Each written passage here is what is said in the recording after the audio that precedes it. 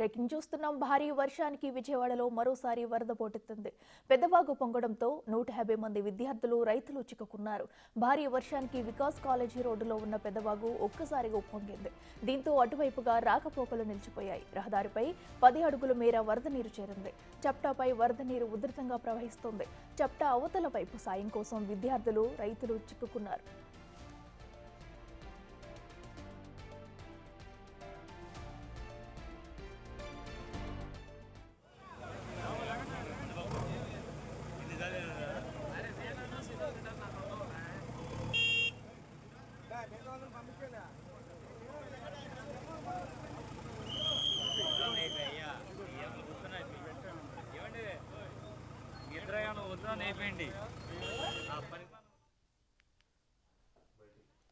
భారీ వర్షానికి విజయవాడలో మరోసారి వరద పోటెత్తింది.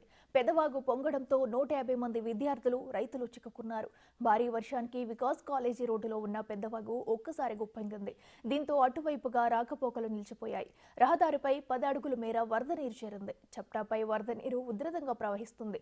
చప్టా అవతల వైపు సాయం కోసం విద్యార్థులు, రైతులు ఎదురుచూస్తున్నారు.